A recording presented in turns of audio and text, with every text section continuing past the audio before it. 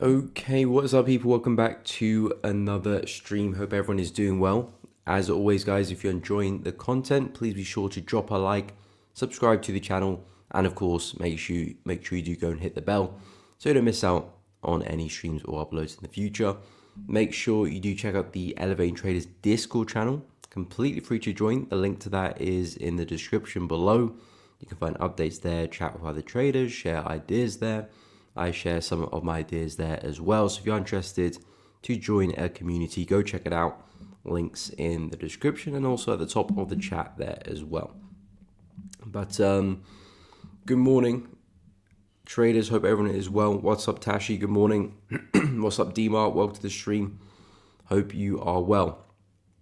So as always, guys, we'll go through the USD side of things first. Take a look at the dollar, the USD majors, and of course we'll go through gold and silver as well.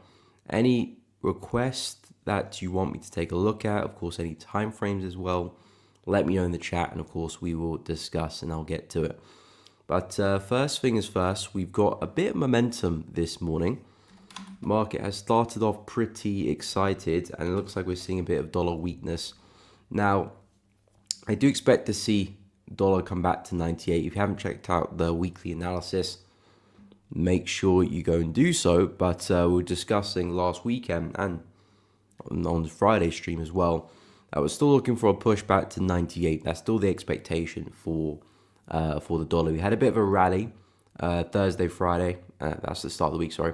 We had a bit of a rally at the start of the week of last week, which made things look a little bit bullish. But for the most part, overall, the market was still very much in a bearish trend. We still had major lower lows and lower highs in our favor.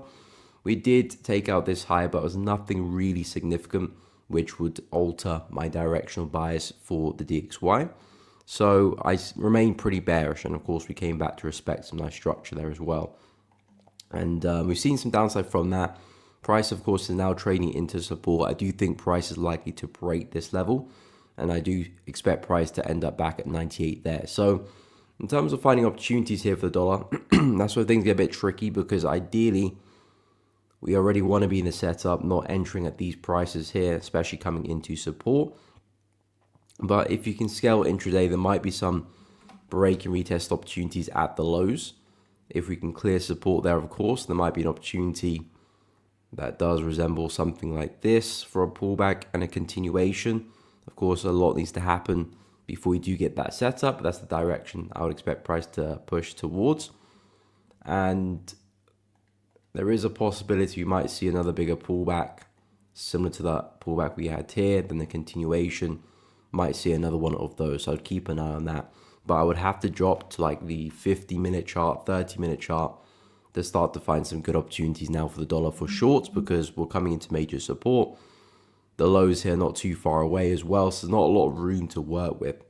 But in terms of direction, I would say the market's looking pretty bearish right now. Momentum is with the bears. Of course, we've opened up pretty bearish, but the key thing was still putting major lower highs in. And if we can break through support here, which I believe is the likely outcome, we should be pushing back to 98. So that would mean there's a good chance of seeing a lot of weakness with the USD this week. So if we take that into consideration looking at Euro, well, that should mean a bullish Euro USD this week.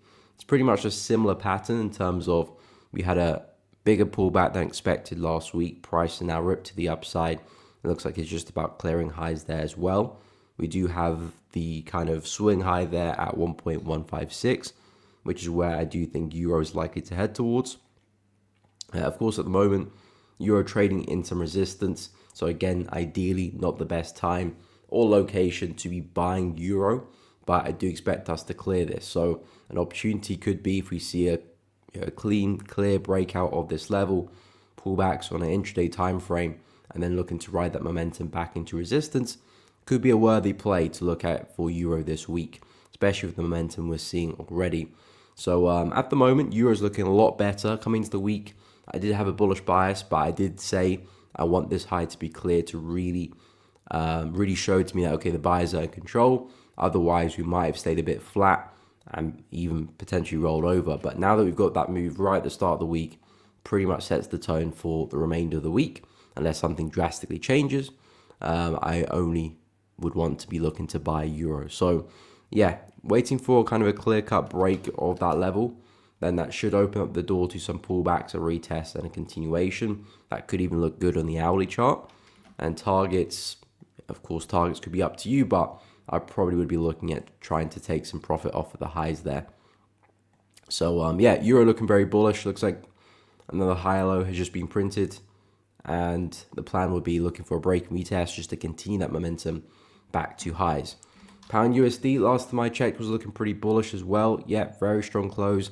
Unfortunately, did not get that double bottom this week. That's kind of what I was hoping for pound coming into the week there. We had the first test last week, and we had a slow kind of descend. So I was looking to see if price could potentially double bottom there before continue. All I wanted to see price do this week was just remain above that 1.34 level, which if I take this level here across, of course, not last week, but the week before, we had a very strong breakout of that resistance level, which basically set the tone for pound. You know, we got a clear-cut bullish trend there. It was a bit of a question whether price is going to break the level and continue or respect the level and reverse. But of course, we found the answer to that question again a couple of weeks ago with that strong breakout. So the plan since then has just been waiting for price to pull back, find support again, and continue this uptrend. I did want to see price break back below this, because then that would turn this to a big fake out, and I probably would be bearish at that point. But no, price respected support very well. So I was looking to see if we can get something like this week, retest, and then the buy. Excuse me. And then of course trade it back to the swing high there, 1.358. So yeah, I'm not too sure if we'll see that double bottom anymore. Again, I think on the lower time frame, there might be an opportunity should price pull back for pound. We've left behind a very solid level of resistance, which price respected on quite a few occasions. If we were to see some type of pullback, I think this is still a worthy level to be looking to buy from. Might have missed out on the double bottom there, but another opportunity looks to have risen there. So I would keep an eye on 1.35. Nice level for a retest, probably a bit more like an hourly 30-minute opportunity. And again, a swing back to the high there. That could be a nice trade for a couple of days. So, and of course, we can go a lot further too. The trend is still very much up on the higher time frames. Who knows? We could see price rally quite far. So I like pound USD. Higher time frames are bullish. Lower time frames are bullish. Seeing some momentum coming into the market. USD is looking weak as well. So everything really does point to the upside here for pound. So I would only be looking to buy that one as well.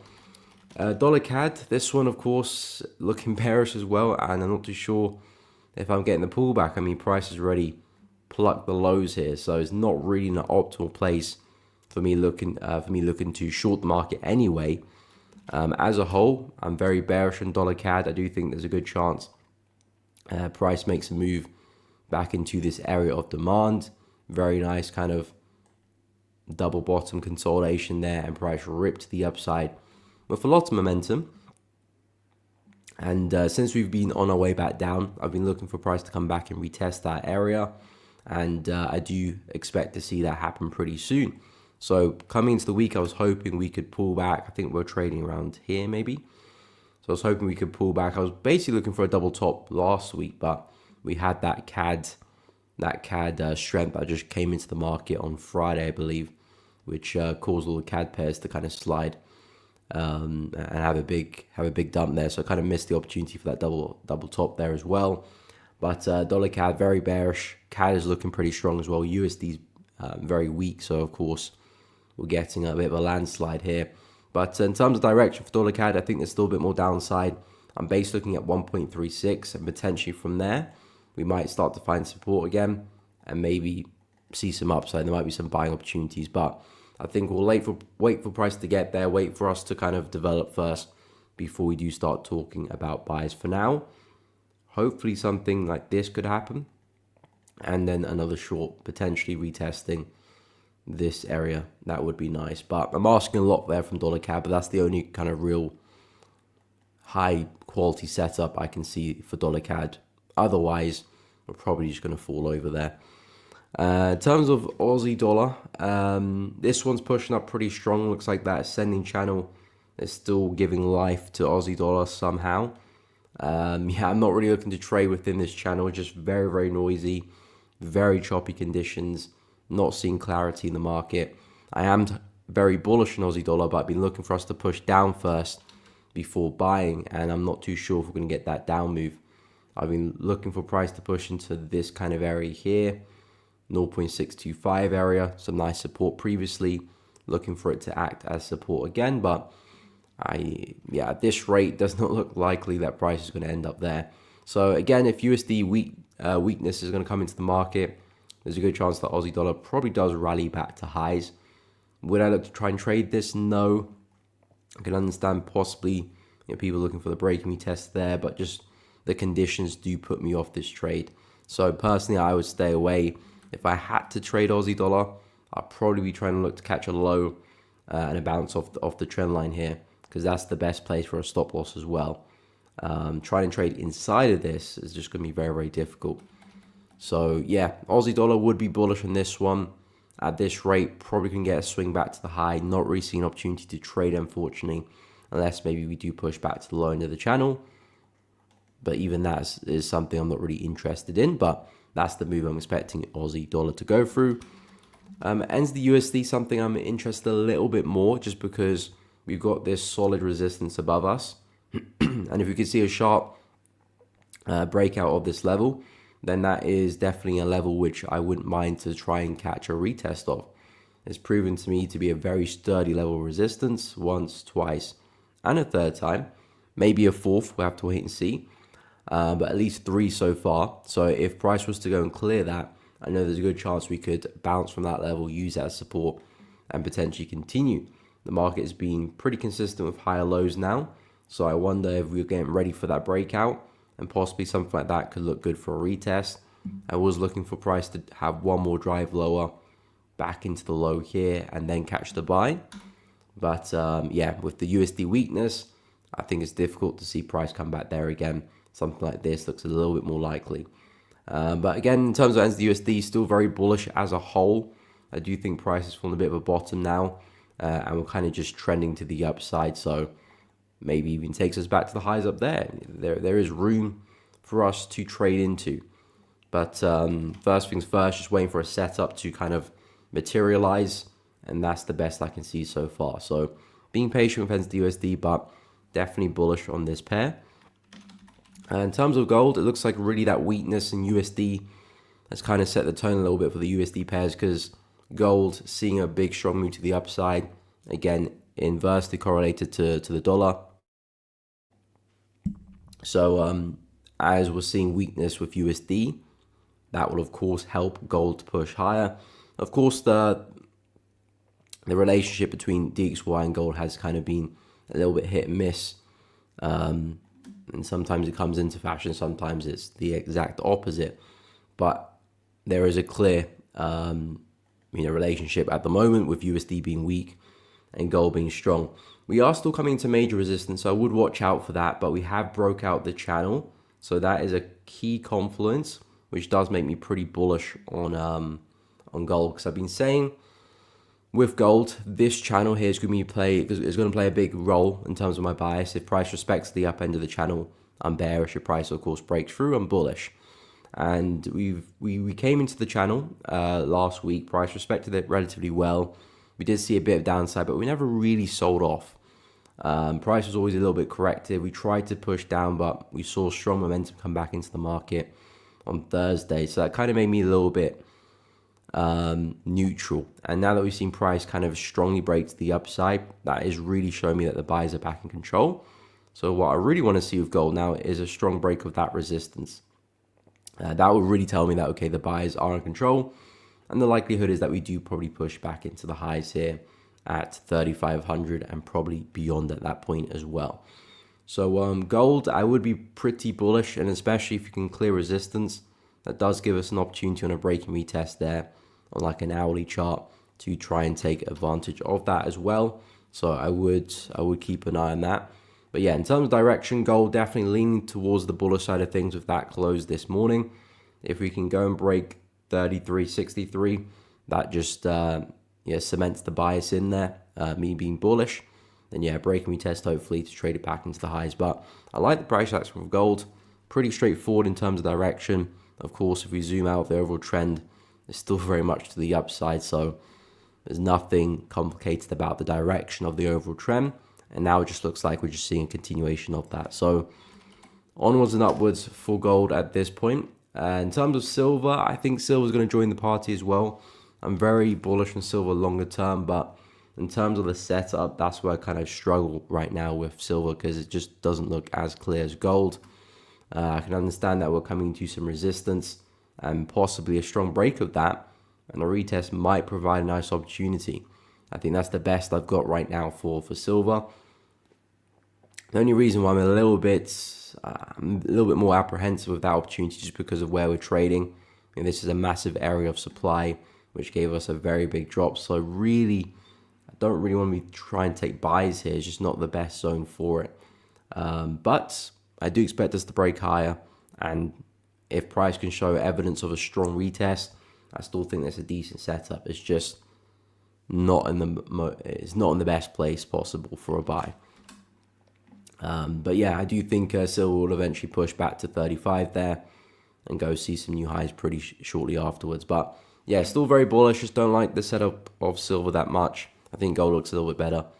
So I think a nice intraday setup could form quite well on gold. But overall, I do think they're both likely to push higher. So that's kind of where I'm at with USD for now. Very bearish on the dollar. What's up, DT? Welcome to the stream. Hope you're well.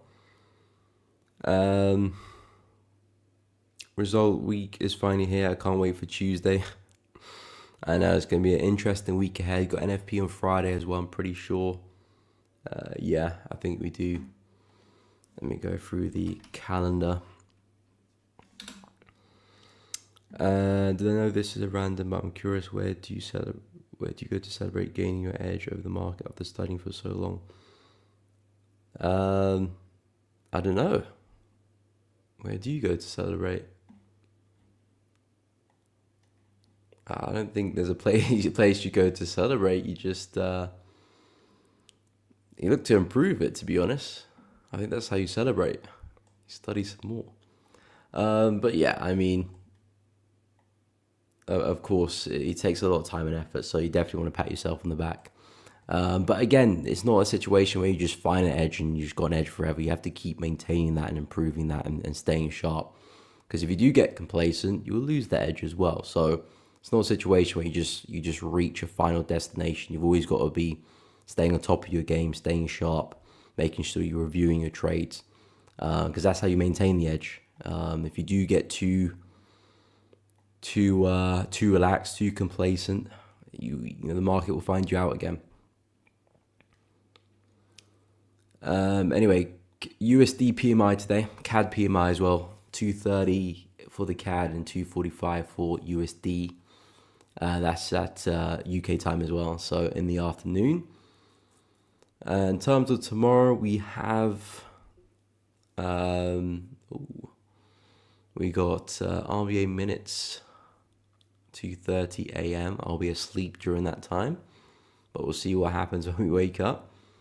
In the afternoon, we got Euro CPI. Not afternoon, sorry, that's still the morning. We got Euro CPI at 10 a.m. That'll be interesting for Euro. Got jolts as well in the afternoon for USD. Aussie PMI Wednesday morning. ADP employment change, Bank of Canada interest rate Wednesday afternoon. A lot of news.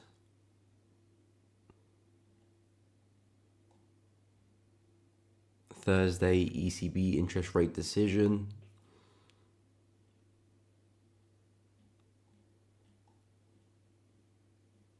And of course, Friday, non-farm payroll. So, going to be an interesting week. It's going to be a very interesting week.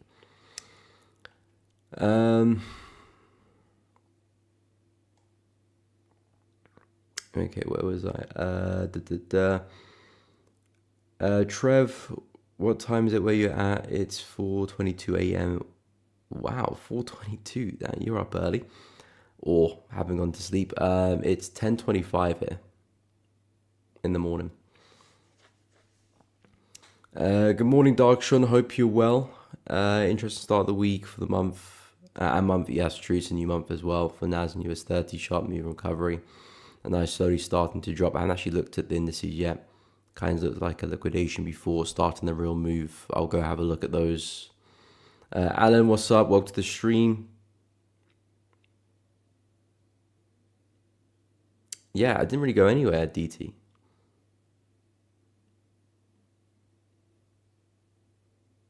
Didn't go anywhere. Okay, I'll go through some of the indices to start off. We'll go through some of the yen pairs as well. Alan, S&P, okay, we'll take a look. Gold too. What's up, CS Integrated? Welcome to the stream. Hope you are well. So I haven't actually looked at the indices yet, so I don't know what's happening with them. Let us take a look. I mean, US 30 for the most part is still pretty flat. It wicks to the downside and to the upside, but nothing too crazy. Bit of a spike there, but for the most part, we're just in a pool of wicks, so a lot of indecision there. Again, as a whole, I do expect to see US 30 drive back to the highs. 45k is still the direction I'm expecting price to push back to, so back to the all-time highs, of course. Again, that's a long-term bias, and I want to keep that in the back of our heads for now, because that's where I do think the bigger move will be. So if we do find some nice long opportunities, well, can possibly try and be a bit more aggressive on them and try and hold them a bit further. But I would say price action is not looking brilliant, I would say, to be honest, with the Dow Jones. I would say we're looking a little bit more bearish than anything. I'm not quite a big fan of the market structure. I think maybe if we can spike higher, that could provide a nice short there. I still like this area for a sell. I like how we're kind of firing wicks to the upside, so I think that could still be a nice drive higher for a short as well. For the buys, I'm not too sure, especially with this big sell-off breaking structure. Then we had an attempt to try and continue, but that kind of failed as well. We had a pretty strong drive to the downside too, so that doesn't give me a lot of confidence to keep buying US 30 until I see price break structure again to the upside. If we can start doing that again, then of course that makes me bullish again. And then yeah, pullbacks afterwards, I would be optimistic to follow and try and continue. I still think the buys is where it's at in terms of the bigger move, but in terms of what I'm seeing at the moment, I'm not seeing crystal clear buying opportunities to take US 30 higher. Maybe if we can drive back to some of the lows down here, that might provide some nice buying opportunities.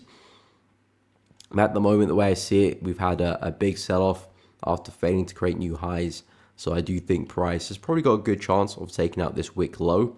So in terms of a good opportunity to short, you do want price to push back into resistance. A better place for a stop loss, better place for an entry, maximize your risk to reward. Don't really want to be shorting at these prices here. So I would wait for another drive higher for a sell.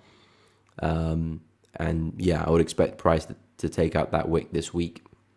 But like I said, I think the bigger move is still to the upside, so we might bottom out here, then reverse. Again, we'll have to wait and see.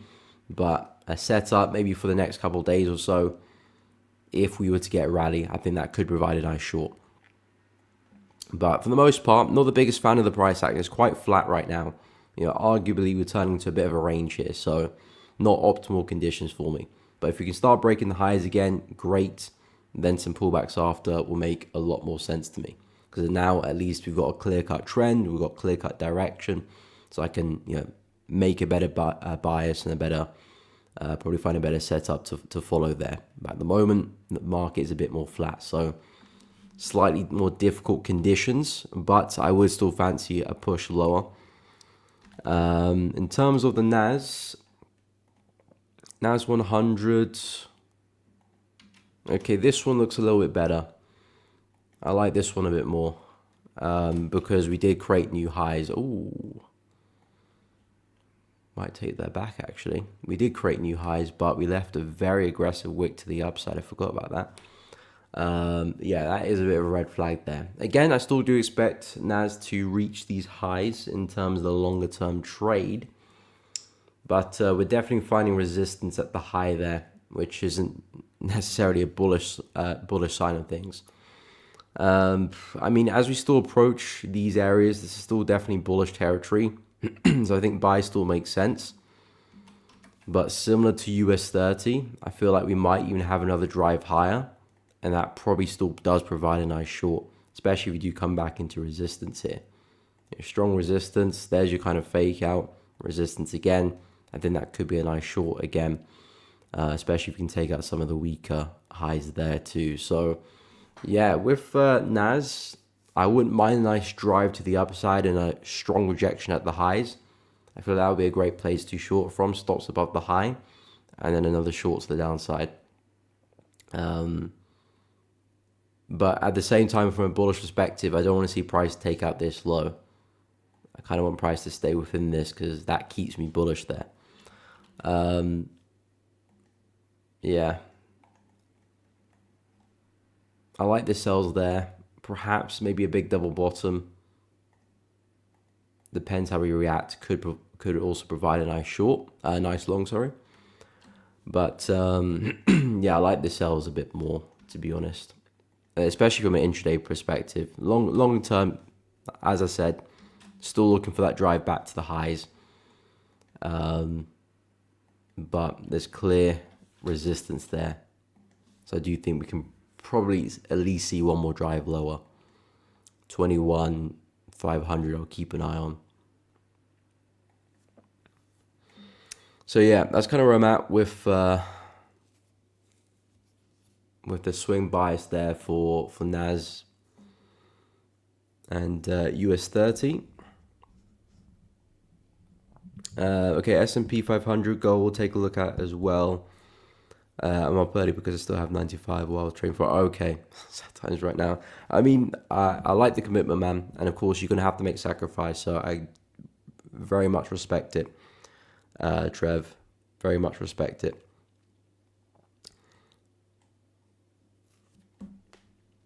Okay, 5-minute chart. Let me have a look. See. Okay, so from a 5-minute chart, okay, so I assume that's what you mean about the kind of the fake move down. Yeah, I probably would agree with that, to be honest, because you've been in a very corrective move down. It's not like price has been showing a lot of momentum. It's a very slow bearish move, so it's kind of giving us the impression that probably the bigger move is to the upside at this point, especially where we're trading into. So yeah, I kind of like the buys here actually, especially coming to that wick low there. Looks like price kind of had one last anticlimactic sell there, driving through the lows there, and now starting to find support again. So I would agree, it does look like price is starting to find support and probably getting ready for a bit of a turnaround. So yeah, I would agree with that. As long as price can kind of hold this low at 21,180, which so far it's just about doing, I would agree that price is probably gonna have a bit of a rally to the upside in the 5-minute. So yeah, NAS, I think it looks primed up for a buy on the 5. US 30. US 30, of course, similar characteristic there as well. I do definitely prefer NAS.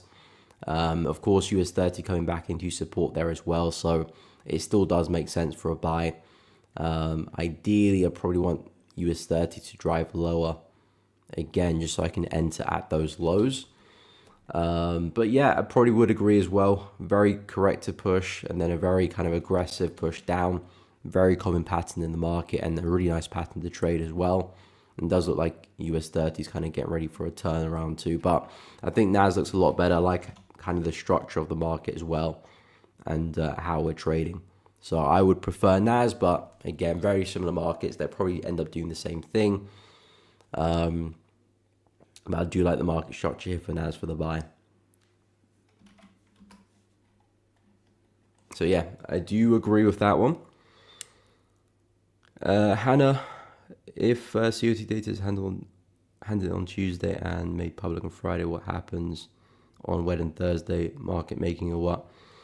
Okay, I have no idea, Hannah. I wish I knew the answer to that question. And again, as retail trades, we're always going to be slower to get information as well. You know, compared to institutions, people with the big money. We're always going to get information a little bit later than them. But again, the way I don't really use COT data in my trading anyway, so I'm not very knowledgeable about using COT data anyway. I always have the opinion that price is the most important piece of information there is in terms of direction, in terms of trading. Of course, COT data will help you. Of course, other confluences, other pieces of information will help create an image of what you expect price to do next. But if you can understand price well, that will always give you the head start of what price is going to do next, because everyone sees the chart at the exact same time. There's no one who can see it in the future, hopefully not anyway. Everyone sees price where it is right now, so all at level playing field when you are looking at the chart.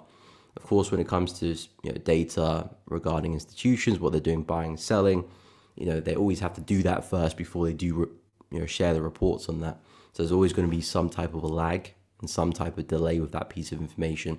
Not that it's not useful, definitely is useful. Many traders do use that to build their bias in the market as well. But my only advice is don't give it too much importance, because the most important thing is always going to be price at the end of the day. That's the only thing that we can always look at and have the same, fundamentals too, but that's the only thing in terms of technicals that you can look at and have the exact same playing field as the next person. But yeah, in terms of that delay, I have no idea what happens. No idea. Okay, so let me go through the S&P 500, and then we'll go through gold as well, and I'll probably go through some of the yen pairs as well.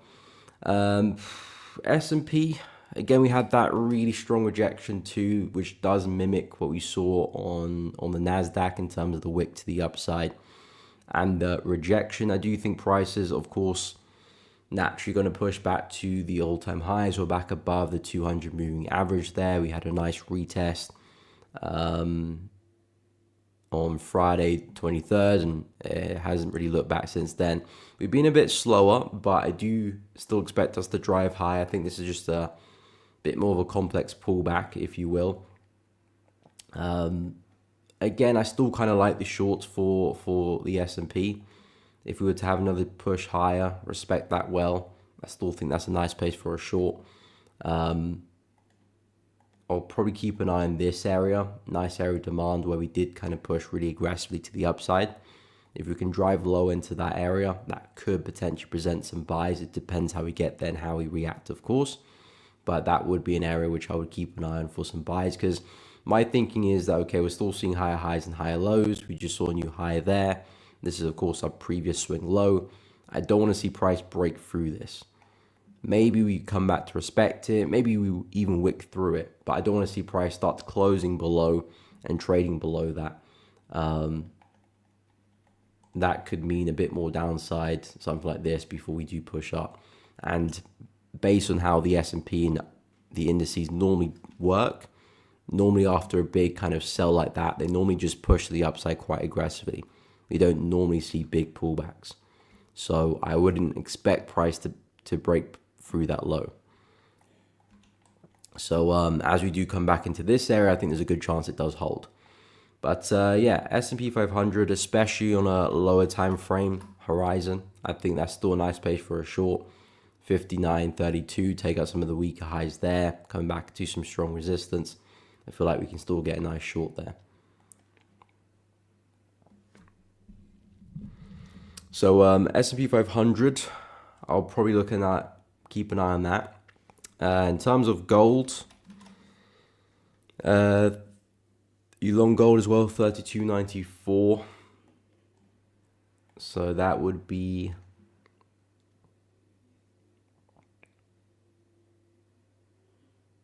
around there. Lovely entry there. So yeah, I mean, I'm pretty bullish on gold as well. I think the cherry on the cake, or the icing on the cake, would be a break of that resistance at 33.65. If price can break through that resistance, that really does set the tone there for gold.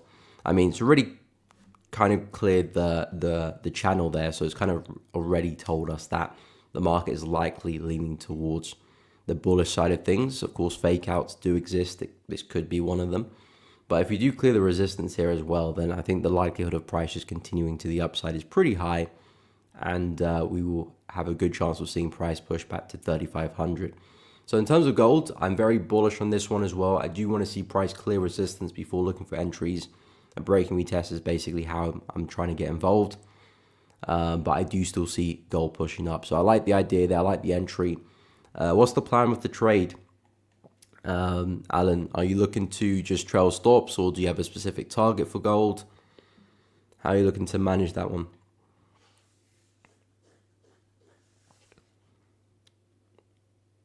No, I have not looked at pound CHF yet. I will have a look at pound Swiss. John, do you think the dollar index is near the bottom, or do you expect price to go down further? I do think we can go a bit further. I'll go take a look at it in a bit more detail because I haven't really looked at the higher time frames. But for this week anyway, I do think we can still see another bearish week for the dollar.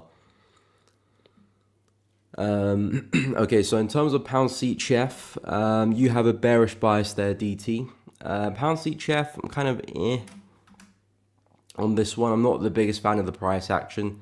For the most part, I kind of view it as a very sideways market. I know as a whole, we're very bearish, but for the time being, since September 2022, the market's been extremely flat. So I'm not the biggest fan of the price action, especially with this kind of massive drive lower. And then price has this pullback that actually lasts about a year. Since the low form then, August 2024, we didn't get the continuation of that momentum until April 2025. So almost a year of just corrective pullback. Horrendous stuff. But then eventually, of course, we get the somewhat of a continuation of that move there. Only just about pierces the low. And now we go through another pullback. So I'm very kind of skeptical about the price action with pound CHF. I do wonder if we're going to go through another kind of weird consolidation period, because that's kind of the story of pound CHF so far. So I'm not optimistic that we do just sell off back to the lows there. I think that's still the direction of the market, hence, the overall trend. I think we can still sell off, but I do expect it to take some time. I don't expect it to be so quick. Maybe not as long as we did previously, but I think now is again a little bit too quick for me. Again, that's just my expectation. We could sell off, we could do anything, but I would be a bit more skeptical of the price action here for pound CHF. If price was to push back into lows here, I do think this is a nice area for a buy, where potentially price can push in and then start to kind of continue this longer term pullback. And of course, at the moment, we are at support. I do think that support is likely to break though, so I do agree with that. I do think that support level can go. But in terms of a sell-off back to the lows there, I'm not too sure about that. I do think there's a bit more upside we could probably see there with pound Swiss. So yeah, I'm not optimistic about a big short just yet.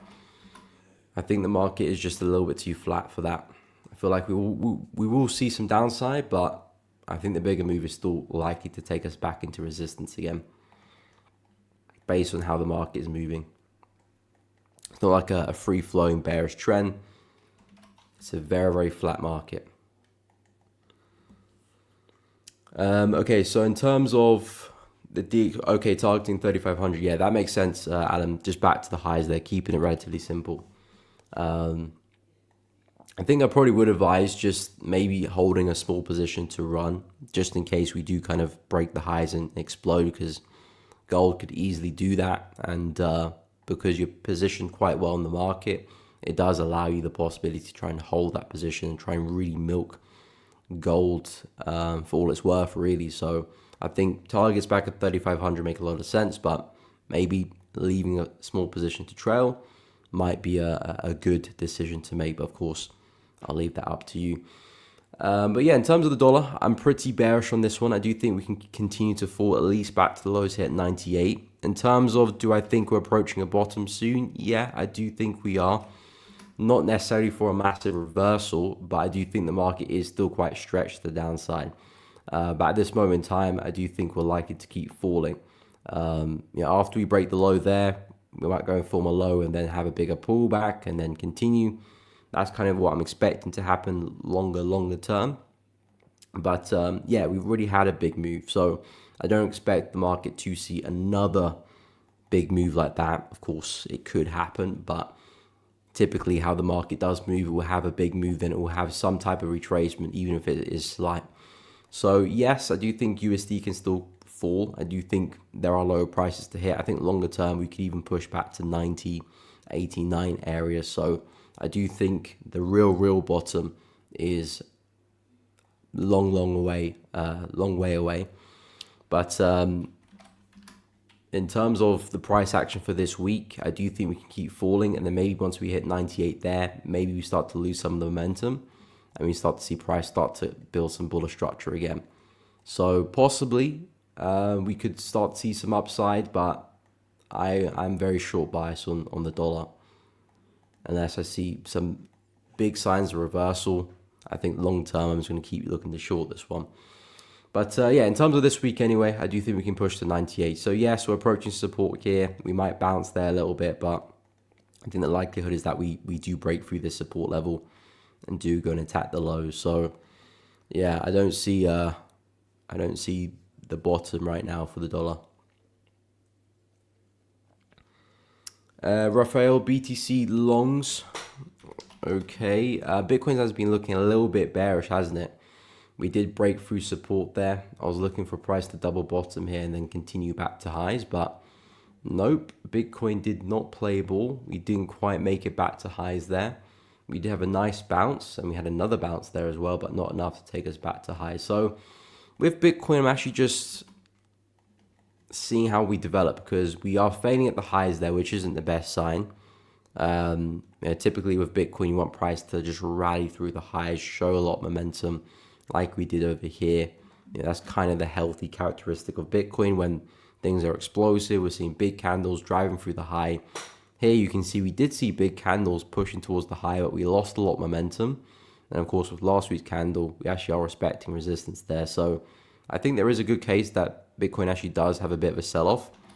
What I would want to see happen is price break through the low here.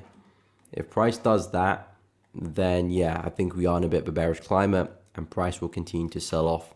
If you are still looking to buy Bitcoin, then I would focus on support here, because that's kind of like the last point of call. So it would be a smart place to have a stop loss below that low, and it will give yourself the best chance to catch a bounce. So longs for Bitcoin, I'll probably still wait for a bit more downside based on how price is shaping up now. It does look like we'll probably see another drop again, but we still got a sturdy support there, 102,000. So I do think we can still likely bounce, but I do worry with Bitcoin kind of failing at the highs like we did there. That doesn't give me a load of confidence that I'm expecting another big swing back to highs now. I think at best for Bitcoin, we might see price rally back into resistance there and possibly come back down again. Something like that could happen. So I do worry about Bitcoin, at least for the immediate future. I do feel like we probably could have a bit of a sell-off here for Bitcoin. So yeah, in terms of longs, I think the support level there makes sense. But I think 107k is still a nice place for a short. And how we're failing to break resistance on the higher time frames isn't looking too good there. So I do think Bitcoin can see a bit more downside, which is interesting, because if Bitcoin does sell, well, what does that mean for the indices as well? Because typically they have been quite positively correlated, especially NASDAQ and the Bitcoin and Bitcoin. So if Bitcoin sells, you could see NAS sell off too, or vice versa. Or if they do lose that kind of relationship, that will be interesting to see as well. But as a whole, I'm pretty bearish on USD. So by that metric, I do kind of expect to see a bit of a bounce there for Bitcoin, just like I'm expecting to see a rally for NAS and rally for S&P. But at the moment, the price action is not geared up that way. For USD it is, but not so much BTC. But in terms of the M pairs, I'll go through my watch list in a moment, but I want to go through some of the M pairs. The yen pairs have been looking quite interesting. Yen was a bit of a mixed bag last week. It was very weak at one point, then was very strong again. Kind of halfway through the week, it switched around pretty aggressively. With the yen pairs, I'm still kind of longer term bearish on them. Pound yen, for example, I think longer term the market's still due a bit of a correction like this. We're still trading at major highs to our left here. We're not really managing to break through them either. So I do think we can still sell off here for pound yen, euro yen, other yen pairs too. But of course the yen is going to play a big role in that. I can see on the weekly chart that the market's finding a lot of resistance here. So we are struggling. We could be looking to turn around. We did form some type of double top here on the 4-hour chart too. We had this last rally back into resistance, price respected. So I did say on my weekly analysis that the price action for pound yen isn't quite there yet, because I'm starting to potentially get ready for sells again, but there is no good sell opportunity just yet. What I do want to see is a break of the lows. That will tell to me that, okay, pound yen is likely going to be bearish again, because of course structure is breaking, we're failing at highs, and at that point a pullback, some type of lower high will be something I will look for to get into a trade and start trading it back to the lows, or in that direction anyway. So pound yen is a pair I'm kind of waiting for more information, but I am leaning towards the bearish side of things. I wouldn't say the market is bearish yet, but I've got a feeling that that's what price is going to do next. In terms of the buys, we've had a nice bullish trend. We've seen some nice higher highs and higher lows, but it hasn't really seen much momentum. We haven't broken through any major structure. And we fell at the highs there quite miserably. So this bullish trend doesn't give me a lot of confidence that's likely going to continue. If it does, I'll stand corrected, but I'd wait for a strong break of the high here first for me to be bullish again. Then yes, I will be looking to try and follow that trend. But for the time being, with us failing at the highs like we did, I do think a break of structure is on its way. Euro yen, kind of a similar bias with this one too. I do feel like price potentially is going to get ready for a bit of a drop, but still a long way away. Again, I'm looking at the higher time frames for euro yen. Still a lot of wicks to the upside. The market still looks really tired. We are still kind of failing at resistance there as well. So I do think as long as we can respect that level, we can definitely sell off. But the important part is, how do I find an entry? How do I get into a position? Well, this is just very sideways moving conditions, so I'm not trying to get involved there. But if this is perhaps going to be a lower high, maybe this is somewhat of a head and shoulder pattern, left head, right shoulder. If I can see a strong drop to the downside there for euro yen, that does interest me for a short. And then the next pullback after that will be something I try to get involved in. Then of course we're back to square one, back to looking for a drive back into support there. So if this is price potentially having a drive up, failing at the highs and looking to roll over, if I do see price break structure to the downside again, well, that then makes me quite bearish there on euro yen as well. So what I'm trying to get at with the yen pairs is that things looks like potentially they could be changing directions. More so euro yen, pound yen. I think dollar yen already looks bearish, and I do expect dollar yen just to get back to 140, back to the lows here. I think a big driver of that is the USD weakness as well, but we failed at the resistance there. Very nice kind of head and shoulder pattern, left head, right shoulder, respect to resistance very well. So I do think for this one, we're just likely to push into support. So I'm pretty bearish on dollar yen anyway. Pairs like Swiss yen, I'm kind of just, I don't really know what's happening with this pair right now, to be honest. And again, some pairs you just have, some markets, some pairs you just have a situation where the price action just isn't very understandable for you. And if that's the case, the best thing to do is stay away. The worst thing to do is try and make a setup where there isn't one, because then you're just making stuff up as you go along. And right now with Swiss yen, I can't really gauge what the market's trying to do. I mean, naturally, because of the way we've moved back to resistance and because of the way we're failing at it, I would have somewhat of a bearish bias too, but I wouldn't be looking to trade that. I'm not seeing clear-cut price action at all.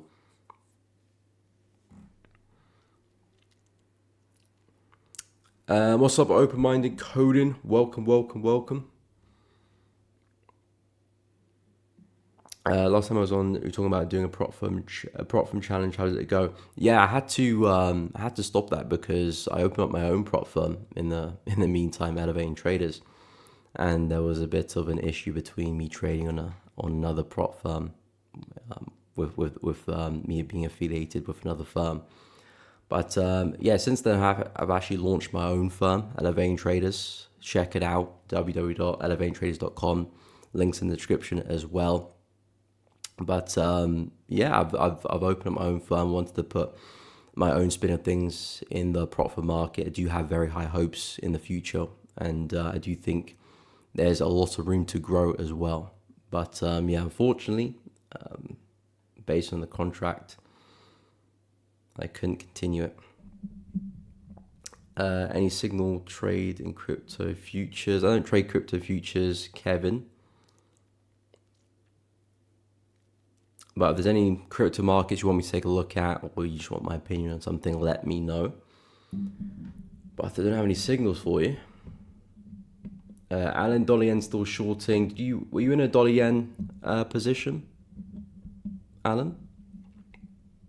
But yeah, I do agree. Dollar yen does look pretty bearish. I do think we can continue to fall for USD JPY. I do think 140 is a likely target for this week. I mean, do you still have support to break at kind of like 142?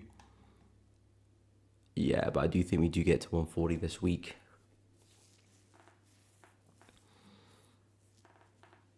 Thank you. Yes, it does. It does support EAs. It does support EAs. You can trade with EAs if you want to. Manage trades, automation as well. So, I mean, there is a whole list of what you're allowed and what you're not allowed to do on the FAQ page. But yeah, EAs are supported. Okay, so I'll go through my watch list for the week.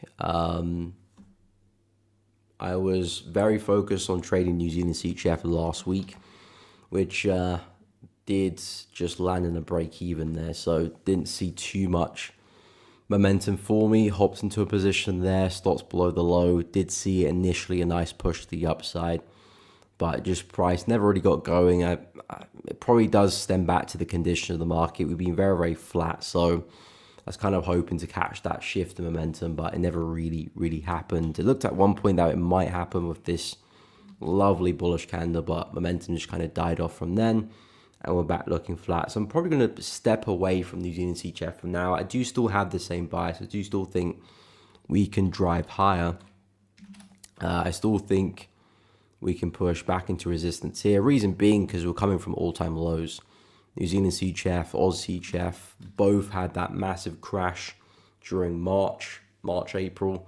And they did kind of bottom out and form new all-time lows. And typically, if you look at the history for both those pairs specifically, after all-time low is created, they do tend to have very big recoveries. Similar to this move here, massive recovery. Similar to that move there, massive recovery, so on and so forth. You can literally look to the beginning of time. Maybe not so much over there, but since kind of the 90s onwards, we do tend to have those spikes and price does recover. And I've been looking for the exact same pattern, really. The exact same pattern to happen. And for the most part, it has been happening. Since the low was formed, market has steadily been pushing to the upside, but momentum has not really stepped in as much as I thought it would. Again, I still do think it will. It's just biding its time right now, forming maybe a bigger consolidation. Then maybe at some point, some catalyst somewhere, we do eventually get that break to the upside. But it's just difficult for me to find some entries now because we are very, very flat. So I think I'm going to just focus more so on Aussie CHF, which has a bit more of a trend to it. It's becoming a bit more flat now, but I still like the ideas for some longs. The way I see it, this is a bigger pullback, and I'm basically looking for this to eventually bottom out and for us to continue higher. So I'm just looking to buy my time really and find that entry to get involved to take it back up again. This is the zone I'm expecting us to come back and retest. This way, you had all the momentum there, and price spilled to the downside very, very aggressively. So naturally, I do think prices like to come back and retest that zone. So there's a pretty nice swing trade there on the cards for Aussie CHF. A swing back to that high. Again, whether I take advantage of the whole thing is yet to be seen. Depends how price is moving. I'll probably look to secure some gains along the way, but if things look good, momentum rips off well, hopefully I can take advantage of the full move back to the high. But for the time being, like I said, I'm just biding my time, waiting for price to kind of flatten out a little bit and maybe give me some type of exaggerated wick or some type of fake out to the downside to potentially jump into a long.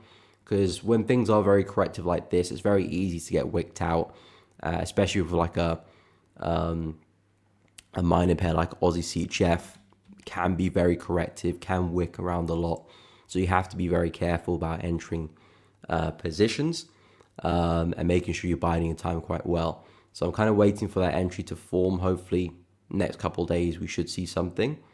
If price does just roll over and we take out this low, then I think I'll just back away from the buys, because I'm looking at this as the last kind of major low which gave us that run.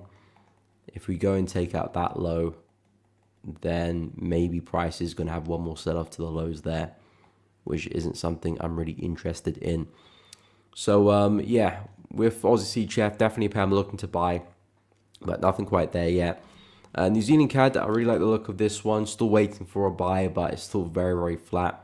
But to be honest, I kind of like how flat it is, because if I do see the drive low I'm looking for, something like this, just to knock out the lows here and then give me a strong rejection afterwards, that's really what's going to give me a good entry and position myself well in the market. Because my plan for New Zealand CAD is that we've had this massive kind of sell-off, massive recovery, and now I'm looking at this as a V-shaped pattern. Now I want to see the correction and then the continuation to the upside, back to highs here and probably further as well.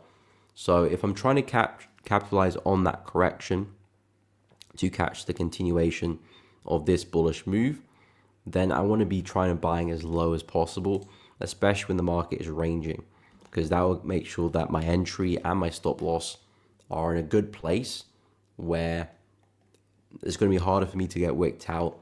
Potentially I could wait for the kind of fake out to happen, then enter after that. That gives me the best opportunity to capitalize on the move and kind of miss out all the kind of noise and all the uncertainty. So with New Zealand CAD ranging like crazy right now, if we could see a drive lower, that would be great. Take out this low here at 0.815, and then if we could see a sharp recovery afterwards, that would be my entry, and hopefully I can swing it back to resistance all the way up there. But I will have some targets beforehand, because there's a lot of noise above us there. But in terms of an entry, that's what I'm banking on this week for New Zealand CAD. So hopefully you can see a drive lower. Very bullish on this one. I like the longs, but I have to stay patient. NZD/USD, another NZD pair which I like the looks of to the upside. Price is attacking resistance again. We've had 3 solid rejections of this level, 1, 2, and a third time, potentially a fourth as well. We're coming to the level again, but I do anticipate price to break through it this time, but we'll see. But at least 3 attempts to try and break through that resistance and 3 really nice rejections. So on the flip side, that could be turned into a really healthy level of support. So if you can see a solid break, clear the level out very well, I do think a retest of that zone will provide some nice buying opportunities just to continue the trend and hopefully capitalize on a really nice break and retest there. So NZD/USD, something to keep a close eye on. USD, I'm still pretty bearish on that. So by default, selling the dollar is something I'm looking to do this week. And if I can do that whilst buying NZD as well, I'll be a very happy bunny, because NZD I do have a bullish bias on, and USD I do have a bearish bias on. So in my book, this is a pair that I do expect to rally. So yeah, NZD/USD buys, NZD CAD buys, Aussie CHF buys as well. Yen pairs, like I said, pound yen, euro yen, I could be looking to sell this week, but I feel like I'm asking a lot to happen, because pound yen, I want to see the break of the low here first, and that move might take 2 or 3 days to happen. So I might get the setup probably early next week. Same thing with euro yen. probably needs a week just to develop to actually give me the setup. And I might not get any entries till next week. But these are yen pairs I'm keeping a close eye on. Dollar CAD I'm keeping a close eye on, but I feel like I missed the boat with that one too. We had price kind of just continue to sell off here, so I'm not too sure if I'll get the pullback I want to see, but I do expect dollar CAD to keep selling off. I'm looking at this massive kind of range there, which gave us this massive push up. I do think prices are likely to come back and retest that zone. So the plan has been just basically looking to short dollar CAD on the way to that area. But unfortunately, I haven't found an entry. So yeah, being on the sidelines there a little bit. And then of course, gold too. I like gold breakout. If we can clear the high there, a retest should provide some nice opportunities. And I would expect us to swing back to 3,500, which is the all-time highs, and probably a lot further than that as well. Alan, dollar yen at the ratio. Okay, nice. Since I saw a zone, respect my fib retracement. Okay, nice. Yeah, I think that's right shoulder. Very, very nice entry. What's the plan for that trade, Alan? You're looking to trade it back into 142, 140. What's your target for that trade? I appreciate it, Hassan. I appreciate it. If you guys are enjoying the stream, by the way, please be sure to drop a like and subscribe to the channel. It does really help out. Helps promote the content, promotes the content as well. Of course, if you like what you see, want to see more of it, subscribe, hit the bell too so you don't miss out on any streams or uploads. Because of course you will be notified. And of course, check out the Discord link to Elevating Traders, which is in the description below. You can also find it at the top of the chat. But if you're looking to join a community, chat with other traders, share ideas with other traders, see what other people are looking to trade, including myself, check out the Discord, completely free to join. It is linked in the description. But I do appreciate everyone who has liked the stream so far. It does really help out. But yeah, I really like dollar yen. Respect to the level there, very, very well last week. And USD weakness has definitely helped this one out. But yeah, I mean, with every head and shoulder pattern, I'm always looking for price to push back to the neckline, and more importantly, break the neckline, because that's really the plan of a head and shoulder pattern. The head and shoulder pattern is a reversal pattern. So if the pattern was going to truly play out, you do expect the neckline to break. Now, it might not always mean reversal. That's one thing that people do get a bit confused with head and shoulder patterns, that they always think it must mean a reversal. You know, the trend going up must always completely reverse. That's not necessarily the case. It might just be a bigger pullback in the longer uptrend. So if, for example, say you've got an uptrend, they've got head and shoulder pattern there, it might just mean that you see a couple swings or three, and the market does continue. Still does give you the head and shoulder pattern and still presents some nice shorting opportunities. But of course, the overall trend kicks in and the market does continue higher. Sometimes the head and shoulder pattern, of course, does resemble a reversal, but sometimes it's just a bigger pullback. So I'm not always looking for massive moves with head and shoulder patterns, which is why I like to trade the right shoulder as well, because this gives me an opportunity to trade that swing even before the neckline breaks. And then I do like trading the break and retest of the neckline. In this case, I probably wouldn't do that because we are coming to major support, so context does play a big role as well. You can see here for dollar yen, massive support on the daily chart at 140 here. So I wouldn't be looking for a break and retest of the neckline there because I'm shorting directly into that colossal level. So it doesn't make too much sense for me to take that trade. If it was like a head and shoulder pattern up here, well then yeah, I would look to try and short the neckline there because I'm not directly shorting into major resistance. The market's quite up high anyway, so the odds of us pushing down quite far is higher. Has a higher probability of that happening. Whereas at the low here, we are coming into some massive support. So context will of course play a big role. But yeah, dollar yen looks really good. I like the momentum, and I do think we're likely to push lower.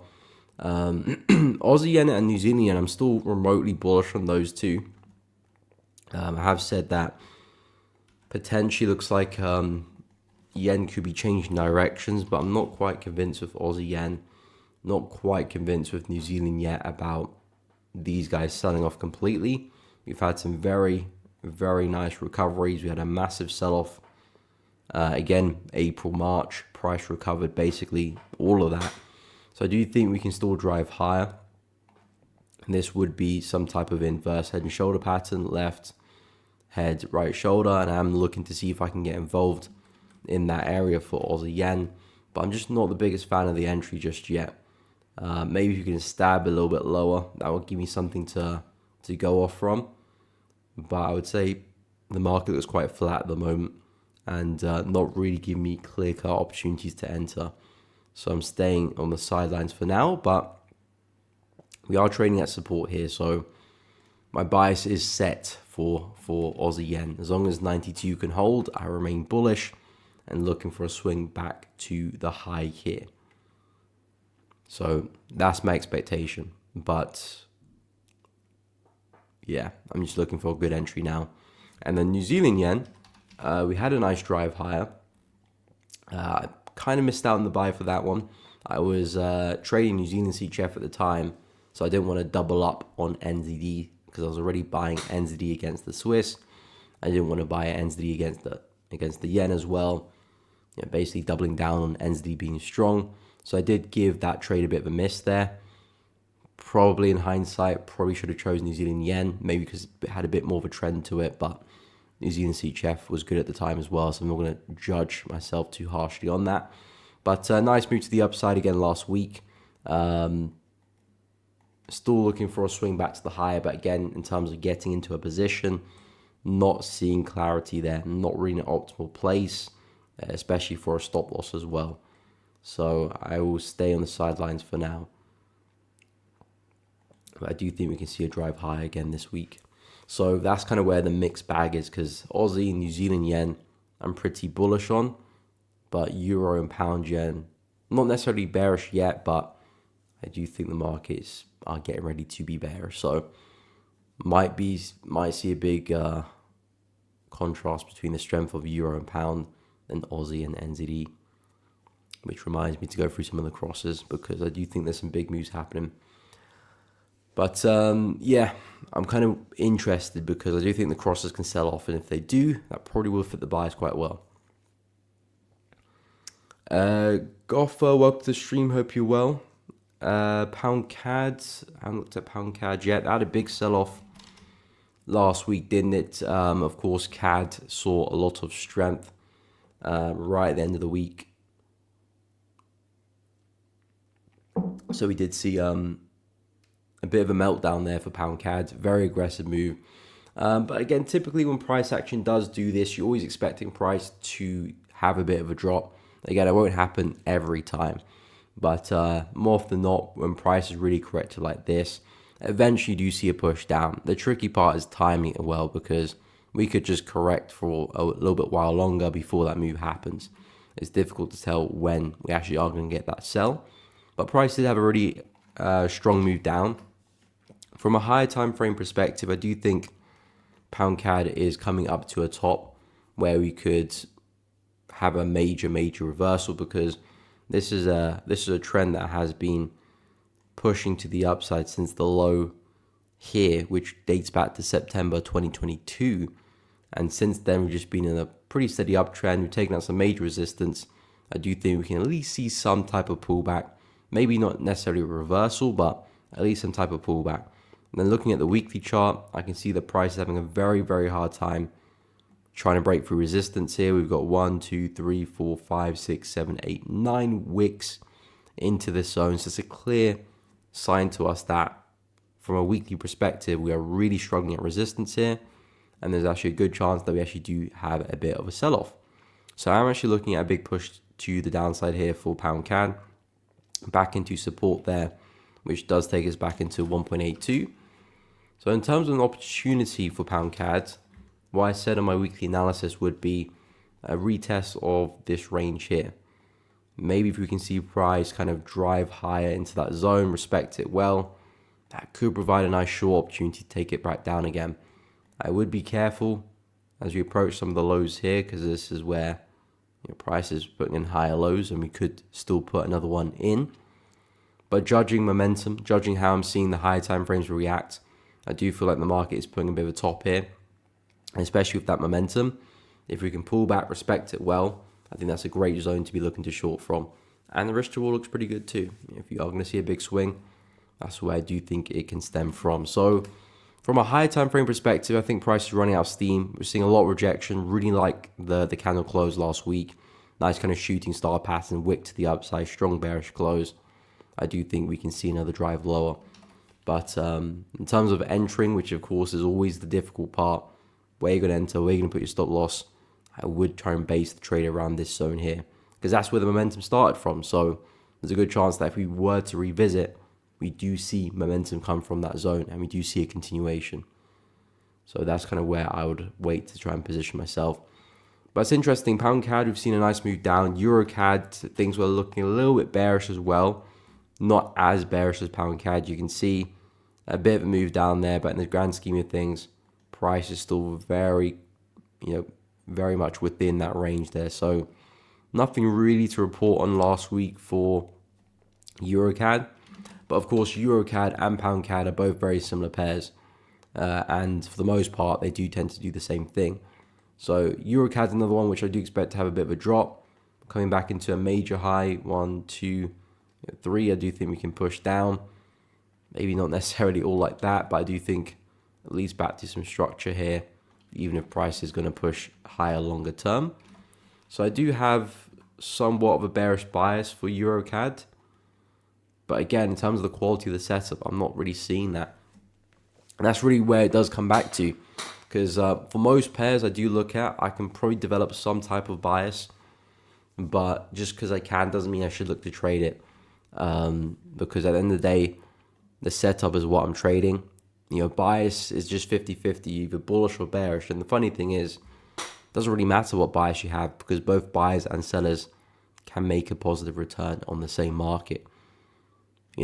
This is a market which has, for the most part, been bullish, but there's been some very good selling opportunities on the way up. So even if you were having a bearish bias, if you timed yourself well, exited your trades well, you would have made some really decent profits here, even though the market has been trending up from September, August 2022 to current date. We're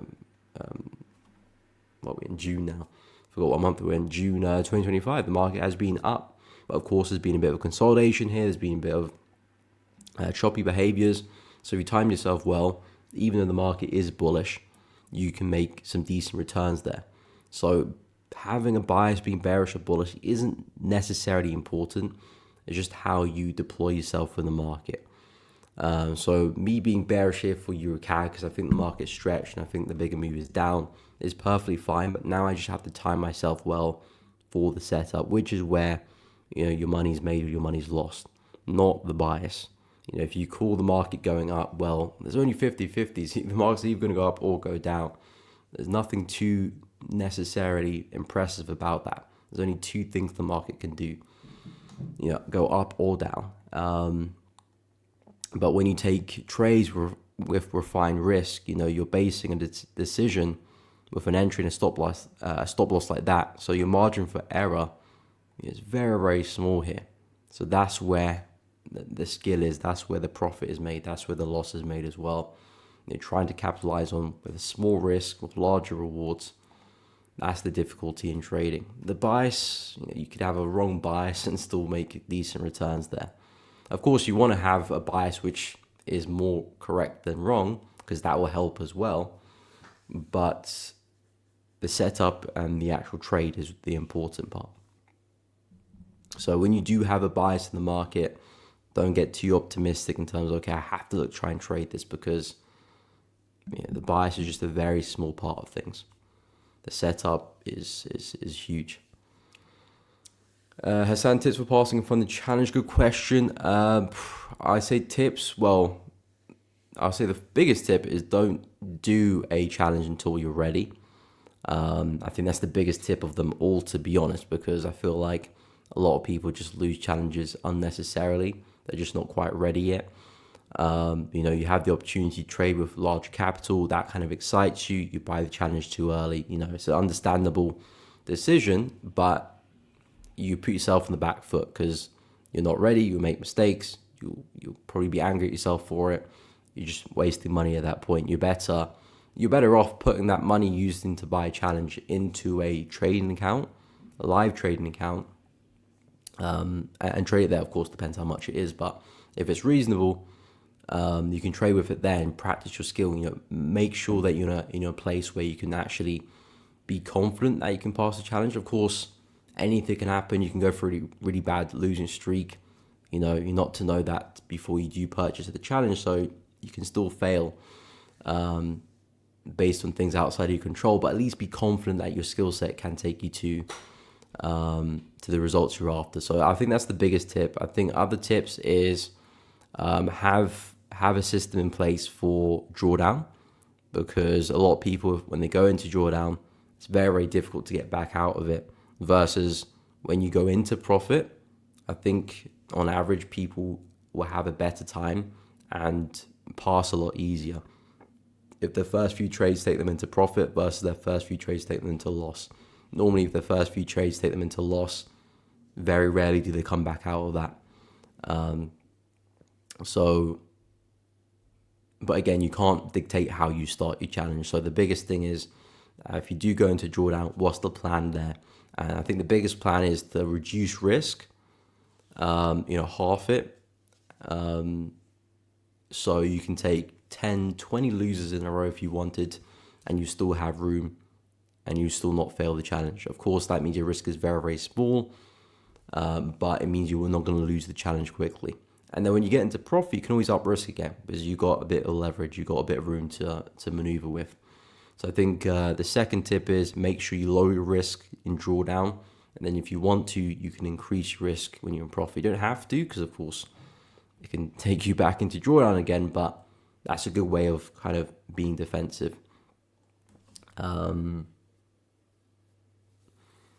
Yeah, I'll probably say those are the two biggest tips, to be fair. Just make sure you're ready. Find consistency for a few months first before you think about challenge, and just lower risk in drawdown, because everyone's going to experience drawdown. Mars will be able to manage it well. And they're probably happy to help. It's a good question though, because I think a lot of people just see challenges and just buy it because of the possibility of the rewards of it. And of course, it can be very rewarding if you do it well, but there's no point of doing something if you don't have the skill set for it, because you're just wasting money at that, from that viewpoint. And even if you do pass as well, luckily, which of course some people will do, maybe just hit a nice trade and it went well, because it was on the lucky side of things, you won't sustain the account. So even if you're not ready, and even if you do pass luckily, what's the point of just passing just to lose it the next week? You did all the hard work to get the challenge, and now you should lose it next week. What's the point in that? Might as well have the skill, so when you do pass, you know that you're going to keep the challenge for as long as you can. Instead of just passing it and then just failing it the following week. What's the point of that? And King, Euro Yen, of course I can take a look at Euro Yen.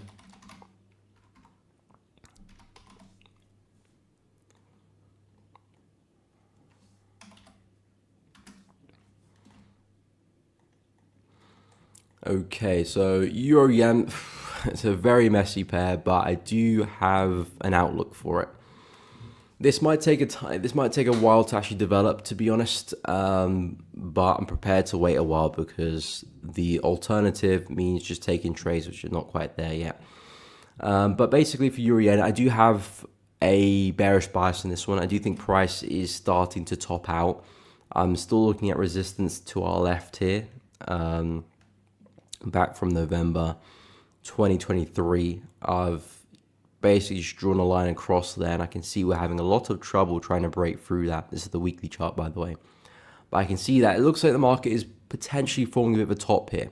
If that's the case, there's a lot of room for us to push into back to support, because at the end of the day, Euro Yen has just been ranging since August 2024. We haven't really gone anywhere.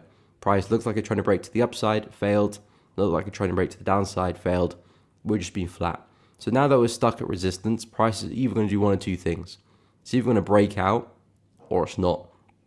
And at the moment, it looks like it's not.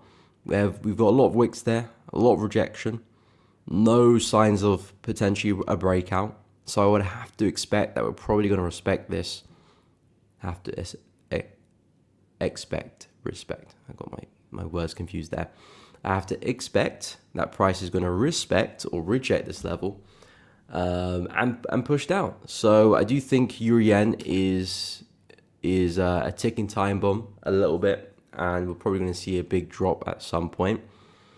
But in terms of trading, that's where things become a little bit difficult because the conditions have been so flat. It's difficult to find an entry and a stop loss here. So if we can have a drop to the downside like this, break through lows, then the next pullback will be something I'll be interested to short. Maybe retesting that same range there. Again, it really does depend how everything sets up. It's very hypothetical, but something like that would interest me because at least at this point, I know we've got some bearish structure I can follow. You know, high, lower high, lower high. I've got consistency there. Whereas here, the market's still flat. Shorting would be a little bit difficult unless I give myself a very big stop loss, like have it all the way up here. Then yeah, I can see myself shorting that because I'm in a safe place and I can allow price to fluctuate. But if I want to have a refined risk, I need some bearish structure to follow.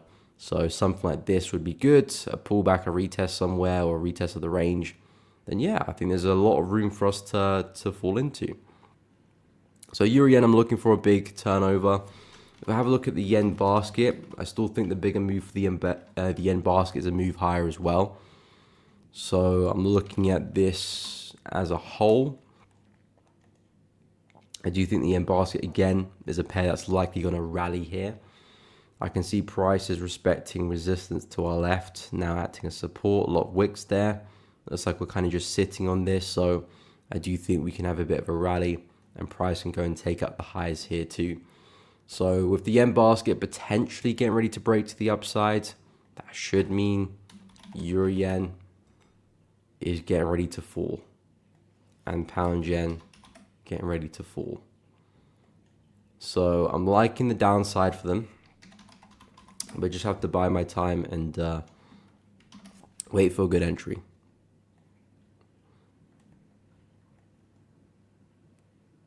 But yeah, things have been very, very choppy. So that's kind of where I'm at with Euro Yen and the yen pairs as a whole. But I think only Euro Yen and pound yen, I think, look good at the moment for shorts. CAD yen, I still think this is, I still think this one can likely sell off as well. But I don't think it look as clean, to be honest. So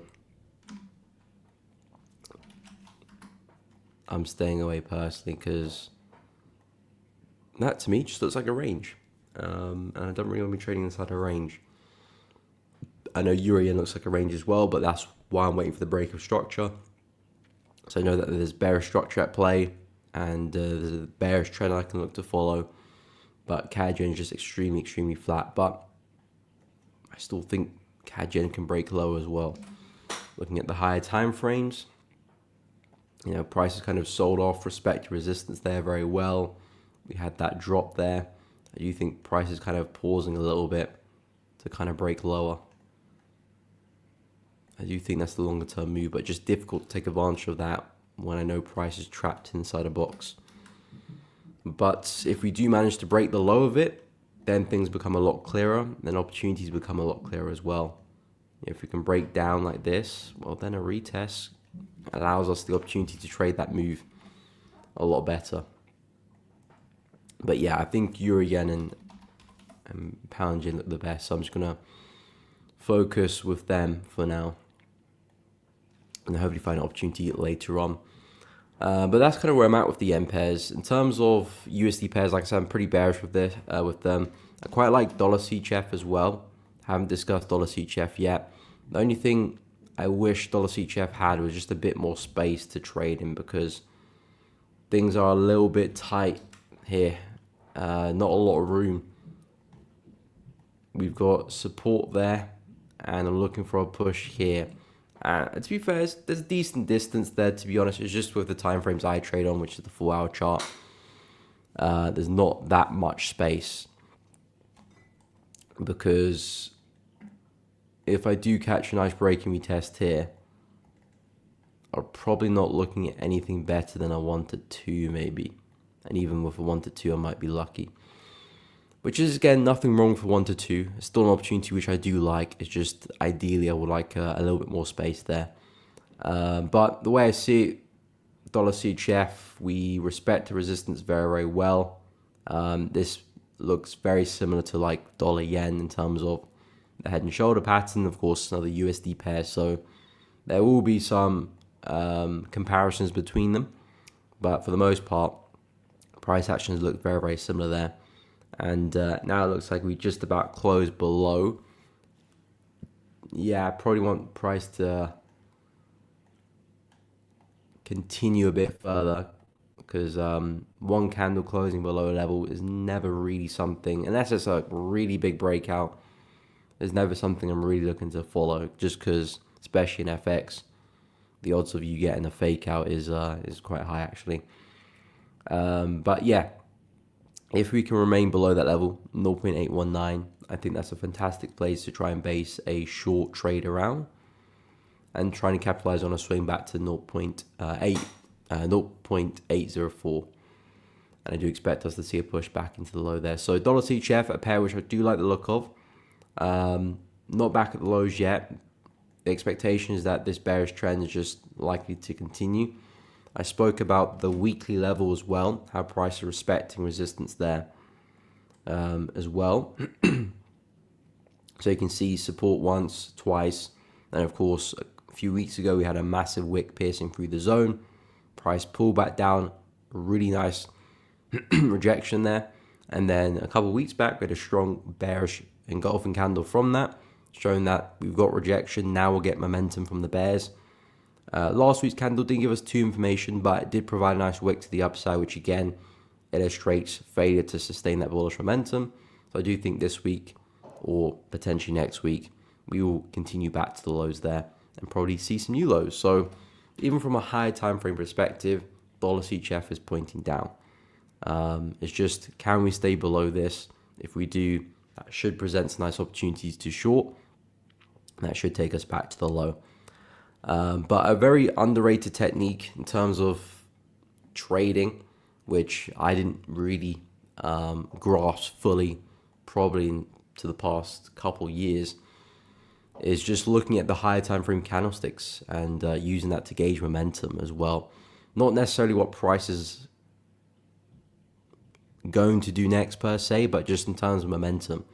Because if you're seeing a lot of momentum in the higher time frames, there's a good chance that you're going to see that momentum bleed into the lower time frames, and that could help derive a bias and also help you hold trades a little bit further as well. You know, for example, if you look at this bearish candle here on the weekly chart, there's a very high chance that the market is going to continue to fall the next couple of weeks. In this case, we actually did see a bullish candle the next week. It did provide a nice wick to the downside, so it did continue for at least the first half of the week anyway. But eventually we did continue.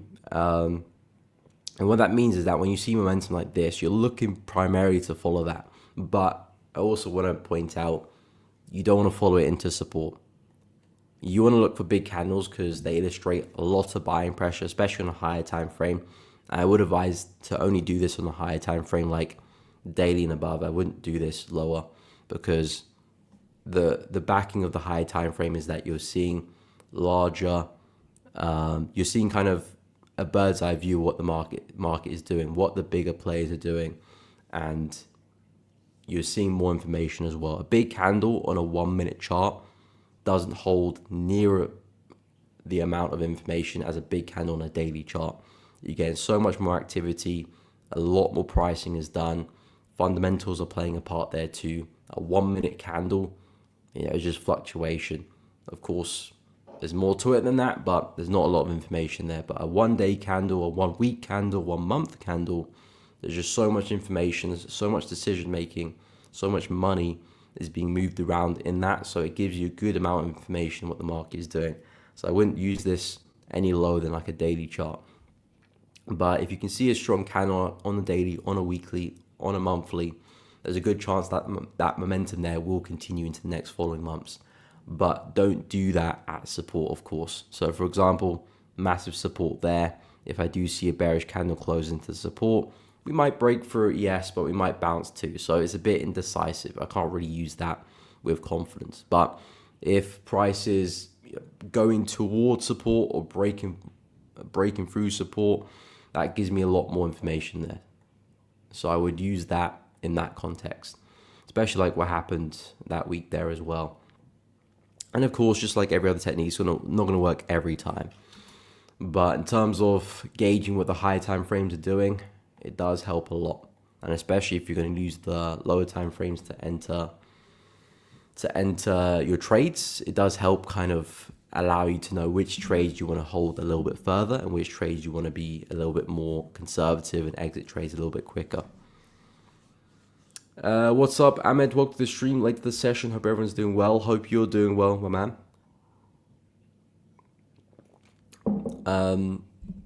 Any markets you're looking at, let us know. But for the most part, to be fair, my watch list is not very big this week, to be honest. I like USD pairs, but I feel like dollar CHF is probably the only one that looks good at this moment in time. And ends the USD, but we haven't got the breakout yet. So I'm not focusing too much on it until I see the break of resistance, which basically means the break of this level here. So I'm not going to focus too much on ends the USD until that breakout happens, but dollar CHF, we've cleared the lows. I do think we're just going to push back to the swing low now. So out the USD pairs, ends the USD longs look good. Dollar CHF shorts look good. Yen pairs, Euro yen, pound yen shorts could be looking good. They're not quite there yet, but that's the direction I'm expecting them to trade in. CHF pairs, I like Oz CHF to the upside. I'm waiting for some buying opportunities there. Nothing quite there yet, but I do feel like the bigger move is up. And I especially like how corrective we are as well. Typically, when we are corrective like this, it means the market's getting ready to do this most of the time. And I like New Zealand CAD buys as well. I like how price is moving. It's very, very flat, which is not a condition which I talk highly about. But when it's kind of within a trend, waiting for price to kind of spike to one side of that is a really nice place for a buy. So I'm kind of waiting for price to drive lower, spike through the low there. Hopefully position myself long off the back of that. And then I can trade it back to resistance there and hopefully further as well. So I do really like New Zealand CAD. It's extremely flat, but if we can get a spike to the lows, that'll be a really nice entry trigger for a trade and hopefully take some buys off the back of that.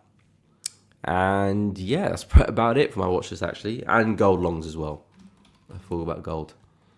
If gold can break resistance there, retest, I do like the opportunity for a breakout. Probably will drop to like an hourly chart to trade it. But it looks like that channel is clearing. Of course, we all know the overall trajectory of gold is still very much bullish. You know, there's no kind of signs of reversal just yet. So a clear break of this channel to the upside is a very strong indication that the buyers are in control. A retest would be a very nice opportunity for a buy. So that does very much interest me. Quick check, DXY and yen basket, sure thing. So yeah, DXY looking, ooh, missed the D there. DXY looking extremely bearish. I do think this is likely just to continue to keep, got my words mixed up there. I do think this is likely to continue to fall back to the lows hit 98. At the moment we are testing support, so perhaps we do bounce here, but I do expect us to break through this support level and just end up back at the lows there. Extremely bearish here on the DXY. I think a nice opportunity would be, especially from a lower time frame perspective, maybe a retest of this range there, and that could provide a nice short, maybe like a 15-minute chart, or even an hourly minute. Yeah, an hourly chart might provide a nice opportunity there. But in terms of the bigger move for USD, I do think it's likely back to the lows here at 98. So very, very bearish for now for the dollar until I see major signs of reversal, which would have to be a break of this high here. If price was to clear that to the upside, then of course I would have to rethink my bias. But we are a long way away from that happening. So for now, extremely bearish on the USD. I do think we're likely going to keep falling, and that's the low I do expect us to go and take out this week. So that does set the tone for the rest of the rest of the USD pairs for me. I do think they're likely to push up. In terms of the yen, it's a bit more awkward, but I do have a bullish bias on the yen. I do think we can rally. I'm looking at the weekly chart. I can see price is really respecting this level quite well. A lot of support here, a lot of wicks to the downside. I can see price is respecting that level really well, especially last week's candle, nice piercing wicks to the downside, and we did pull back above that. So looking at the yen basket, I do feel like we're forming some type of inverse head and shoulder pattern here. So there's your support, there's your head, there's your support coming again, so your left, right shoulder. I do think we can probably rally from that, to be honest. So basically, in terms of an opportunity, I want price to push up, confirm to me that the buyers are in control, and then I'll look for some type of pullback for a buy. And that'll be the setup I'm after, because that will give me higher lows here. So the plan would be basically kind of find the next higher low in that sequence, then trade it back to the highs. And of course, that will give me opportunities on euro yen, looking for the short. So push down, lower high. So basic, just the inverse of the yen basket there. Pound yen as well. If I can spell it, there we go. That'll give me a nice opportunity to break a structure there. Lovely double top. And then lower high is what I'm after. And yeah, it's probably just those two that I'll focus on.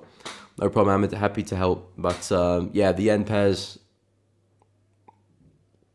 it does look like the yen basket is potentially turning around.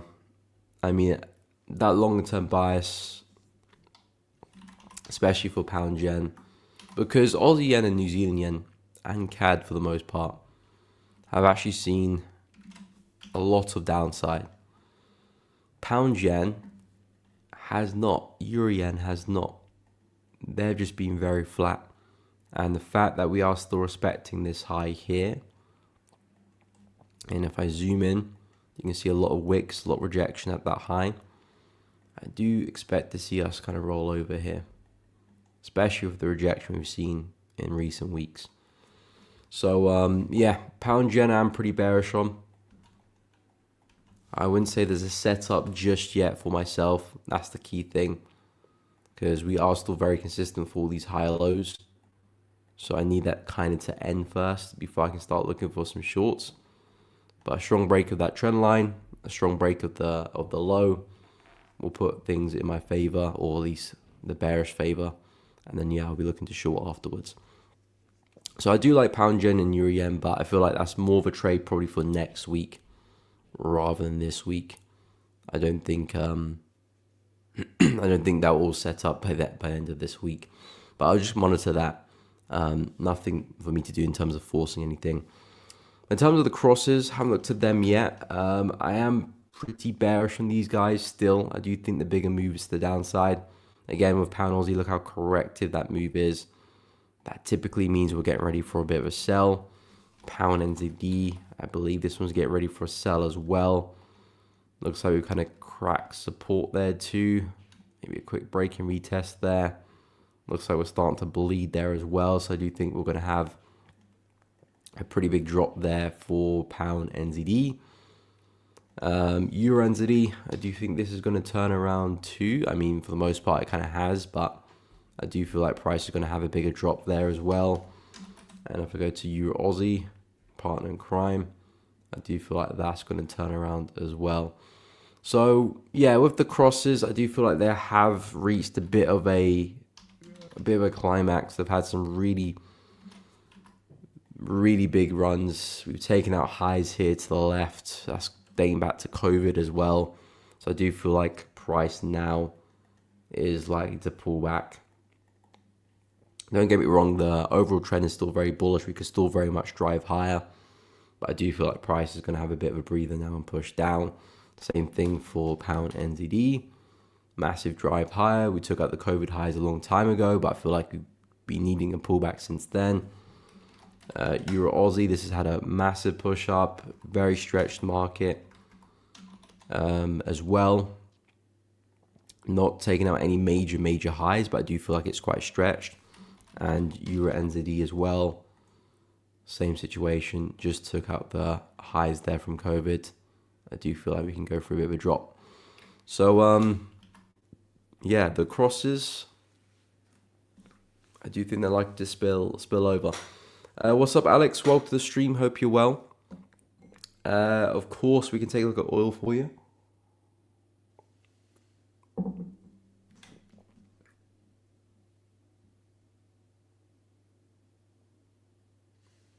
So with oil, last time I looked at oil, we were over here, I believe. Yeah, Thursday. So I've been pretty bearish on oil. I talked about some selling opportunities for this one. Didn't quite drive as high as I wanted it to, but the market did kind of sell off. Now it's respected support pretty well. So judging oil now, I mean, the market is still pretty flat. But looking in the higher time frames, it does look like oil potentially could recover. I mean, it's looking very bullish today.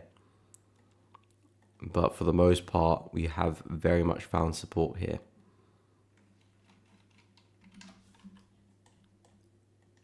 Yeah, so with oil, it does look like we probably will get a bit of a rally and a bit of a breakout. The way price has respected this area, because I was expecting price to break through support here, but it looks like on Friday we respected it very well, and we've had a very sharp reversal from that. So it looks to me now that we're getting some type of correction here, and that probably will give us a bit of a breakout. So then my focus will shift back to the infamous 66 level, which of course resides up there, and then that will be basically our doomsday. What's going to happen at that level? Are we going to recover it? Are we going to respect it? Well, if price does respect it, I do expect it to come right back down. If we do recover that level, well, I expect us to drive back to highs there. And then, of course, if you can find a retest, that'd be great. There's a big swing trade to be taken advantage of there. So whatever price does, really, there's a big move to be had, because if you respect it well, I expect to push back to 55. If you break above it, expect to push back to 71, 72. So there's a big move despite the direction. But for now, it does look like we're getting some type of continuation. Very strong impulse a few weeks back. Looks like we're just correcting that to continue. The fact that we respected the low again last week, and the way we're reacting at the moment does set the tone. So I wouldn't be looking to sell at the highs anymore. Now I kind of would wait for price just to break out and hopefully get back to 66. And then from there, I can hopefully judge and see what price does next. Whether we break above and find some buys, or we just get there, respect it, and then turn around. Either which way, there's a big trade to be had. But yeah, for the most part, it looks like oil's looking tad bullish right now. And I feel like we're probably going to continue to push. And maybe with that oil strength, that might mean some more strength for CAD as well, which is probably going to help with pound CAD and dollar CAD to the downside, and hopefully maybe push New Zealand CAD as well.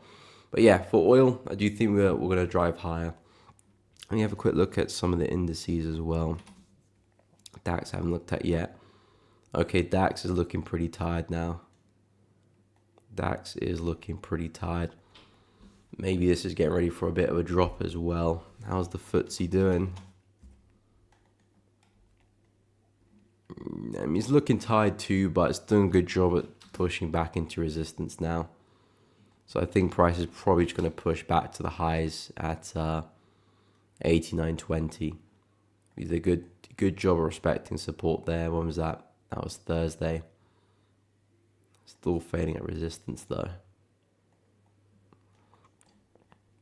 But at this point, since we're so close to the highs, no break of structure there, I do think we're just going to push back into the highs now. So as a whole, indices are still looking very bullish. I had a look at the S&P. I do think overall this is likely going to continue to the upside as well. I'm a bit fearful of the lower time frames because they still do look quite bearish to me. Not at the moment. I do think we can probably see a drive higher, but when we do spike back into 59.40, I think that's an area to be looking to short from. You know, back into this high here, massive impulse, correction, impulse, sorry. So that looks like an area to short from to me. And as long as we can see some healthy rejection, I think that's a smart place to short, smart place to have a stop loss above and try and capitalize on a swing back into support. Same thing for the NAS. Push back into resistance here. I think NAS actually looks a lot better, so I probably would focus more so on the NAS. But again, massive rally, massive impulse in the opposite direction. So pretty much just erases all the momentum we just saw. And I would wait to see price can drive back into that resistance again to short it. Somewhat of a head and shoulder pattern, but the key thing is us respecting that level really. And US 30, similar situation as well. The fact that we did form a lower high here, I'll wait for another drive into resistance and then another sell back down again. So indices not looking too good either in the short term. I think in the long term we are very likely to push back to the all-time highs for each one of them. So back to 45k for US 30, back to 22,200 for NAS, and back to 6,100 for S&P. So yeah, very, very bullish as a whole on the indices, but short term,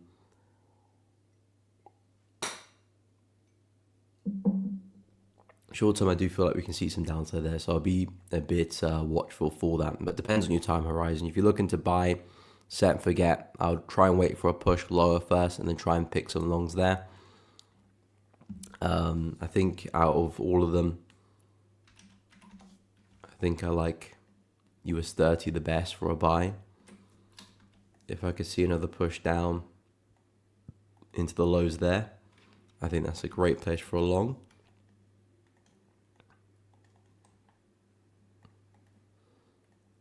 And the reason why I like the long so much is because if they do play out, it's a area where you can look to try and hold a position all the way back to highs and not be too worried about a pullback knocking you out of the trade. Because again, if this is going to be a recovery from this sell-off, I don't expect to see a big pullback anyway. Typically when indices do sell off, they tend to do it very violently and they do have pretty steep recoveries, as in they don't kind of dilly-dally. They don't push up, have a big pullback, push up, big pullback, not like an FX pair would. If I can give you an example, something like this, when we had a massive sell, price recovers pretty quickly. Over there we had a pretty big pullback but recovered pretty quickly. Here a big sell, recovered very quickly there as well. I mean, especially all of these moves, very quick recoveries. Here as well, pretty quick recovery, but for the most part, no big pullback. There as well too, there as well. And again, for the most part, they will act like that. Sometimes they will, of course, give bigger pullbacks, but for the most part, they'll be quite corrective and just like a slow grind higher rather than big push and big pullback. So it's a position where you can probably sit in and just hold back to highs. But again, I probably would trail or something. But I like the position there. S&P, I like it as well, but I just think NAS is just in a better. I just think US 30 is in a better position just to hold. But I like the buys there too, and NAS as well. I like the buys as well.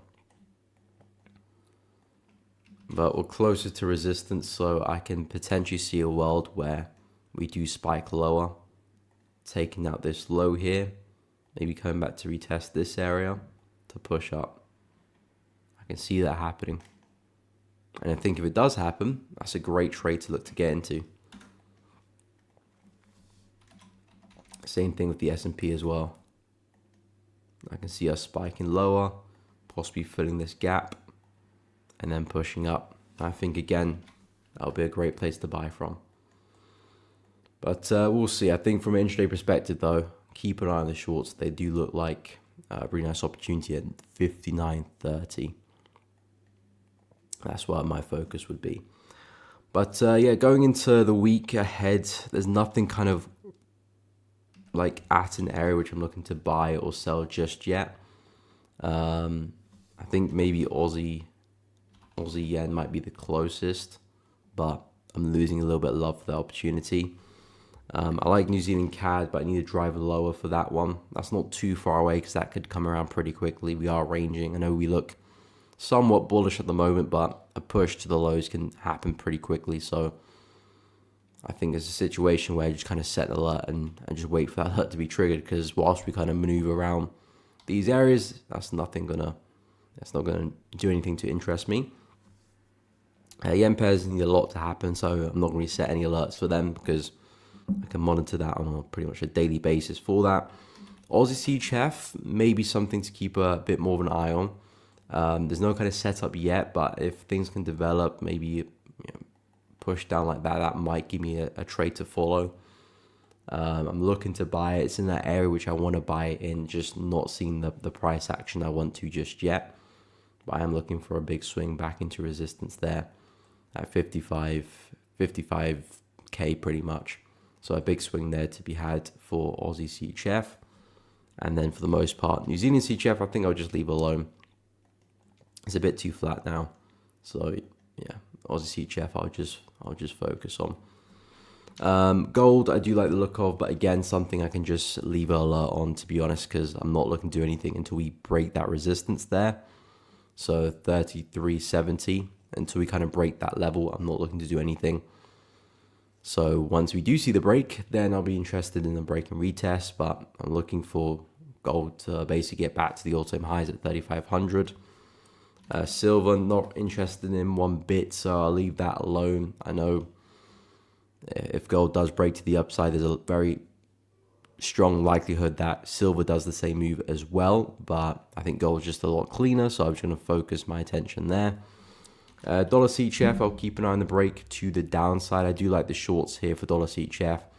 It's a relatively nice breakout. I wish the breakout was a bit bigger, so I'm going to see how this 4-hour candle does close, the one that's currently open, because if that does close back above the level, well, that does put me off the setup, so I'll stay away at that point. But if price can break the downside, push further, give me a nice strong bearish close with the current candle as well, that really does set the tone. And then from then onwards, looking for the retest and then some shorts back into the low there as well. So dollar CHF looks really good. I think in terms of probability, there's a very likely chance we do get back to the lows. As long as we can maintain this bearish structure and we don't break back inside the range, I think we are likely just to keep falling there. So dollar CHF shorts look good as well. And then of course, finally, USD longs look really good as well. Still waiting for price to break resistance first before finding the buy. A break and retest looks really, really good there. Of course, really solid resistance looking to the left. There's a good chance it does act as support. So just waiting for the break, which again, I can just set an alert. There's no need to try and monitor that because there's nothing to do until it breaks. And of course, for all we know, we could see another rejection there and price could push back down again. So need to wait for price to clear resistance and then hopefully find some retests shortly afterwards as well. But that's pretty much the watch list for the week. Again, things can change as the week progresses. Levels break, levels hold. That I didn't expect to do. That can change your bias, but for the most part, those are the pairs I'm interested in. And of course, if I do get anything, I'll let you guys know. Short-term opportunities in pound CAD. Pound CAD, I don't mind. It's not a pair I'm looking at myself, but I do think it's at a nice consolidation where we can short from. As you can see, lovely range there. We had a really strong move to the downside at the back end of the last week. So I do think if we can get there again, respect that range well, perhaps a nice double top, I think that's a nice place to short from. The key point for pound CAD for me is that price from a weekly perspective has provided us with so much wick, so much rejection at the highs here. So there's a clear sign that pound CAD is running out of steam and we're probably going to roll over. So because of that, I do have a short bias for pound CAD. And yeah, I do agree with that. So I'll just keep an eye on 1.86 roughly as a nice place for us to revisit, tap into. That's where all that momentum came from. There's a good chance we could see that momentum come through again. And yeah, some shorts. I think there is a world we have a big sell-off, but I think just keep it simple. Back into the low here will make a lot of sense, and you can always leave positions to run.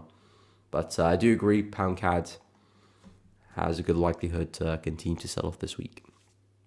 But that does take us to the end of the stream, ladies and gentlemen. I hope you have found the stream useful, enjoyed it, informative. If that's the case, please be sure to drop a like. It does really help out. Subscribe to the YouTube channel if you haven't done so already. It does help grow the channel, guys. I do really appreciate that. And of course, hit the bell so you don't miss out on any streams or uploads in the future. I do really appreciate each and every one of you tuning into the stream. It does really help out. Check out the Discord to Elevating Traders. It's linked in the description below. But guys, really appreciate you tuning in. Have a good day, and I'll catch you all in the next one.